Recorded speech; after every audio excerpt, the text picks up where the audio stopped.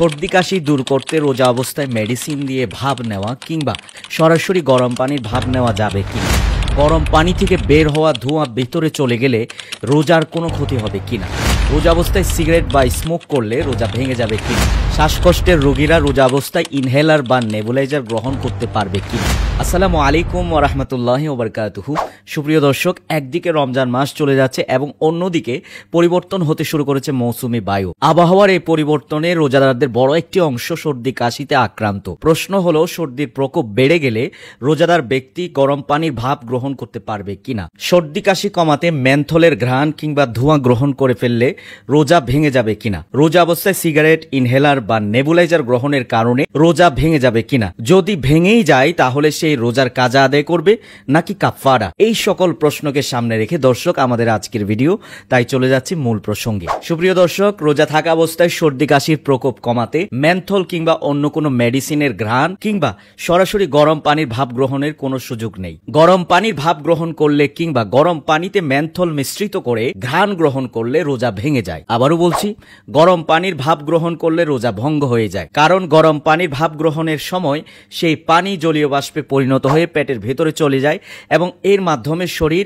খাদ্য গ্রহণের মতোই শক্তি লাভ করে থাকে। একটা গরম পানির পাতিলের উপর যদি আপনি ঢাকনা দিয়ে রাখেন তাহলে দেখতে পাবেন সেই পাতিলের উপর উঠতে থাকা যেই ধোঁয়াগুলো সেগুলো পানির আকারে ঢাকনায় জমে গেছে। তার মানে গরম পানির ধোঁয়া শুধুমাত্র ধোঁয়াই নয়, বরং এটি মূলত পানি, যা ভেতরে গেলে রোজা ভঙ্গ হয়ে যাবে। সুতরাং গরম পানির ভাপ গ্রহণের কারণে রোজা ভেঙে যায়। দর্শক, গরম পানির ভাপ গ্রহণের কারণে যেরকম রোজা ভেঙে যায়, সিগারেট বা ধূমপানের কারণেও রোজা ভেঙে যায়। রোজা রেখে ধূমপান করলে বা ইচ্ছাকৃতভাবে শরীরের ভেতর ধোঁয়া প্রবেশ করালে রোজা ভেঙে যায়, কেননা ধূমপানের মাধ্যমেও শরীর খাদ্য গ্রহণের মতোই শক্তি লাভ করে থাকে। তাছাড়া ধূমপান এমনিতে সামাজিক ও ধর্মীয় দৃষ্টিকোণ থেকে একটি গর্জিত কাজ, তার উপর রোজার দিনে করা আরো বড় মারাত্মক বিষয়। ফতোয়া শামিতে বলা হয়েছে, কওলুহু আন্নাহু লাউ আদখালা হালাকাহু দুখানা আই বিআই সূরাতিন কানা ইদখালু হাত্তা লাউ তাবাখারা বিবাখুরিন ওয়া আবাহু ইলা নাফসিহি ওয়াশতাম্মাহু যাকিরান লিসাওমিহি আফতারা লিইমকানি তাহাররুজি আনহু ওয়া হাযা মিম্মা ইয়াগফুলু আনহু কাসীরুম মিনান নাস।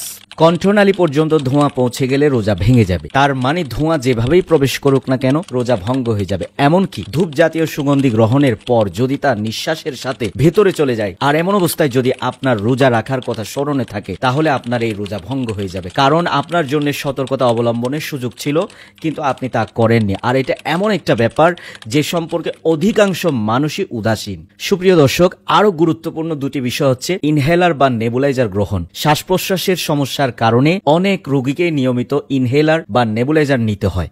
ইনহেলার বা নেবুলাইজার গ্রহণের কারণে রোজা ভঙ্গ হয়ে যায়, কারণ এতে ওষুধের কণাগুলো শরীরের ভেতরে প্রবেশ করে।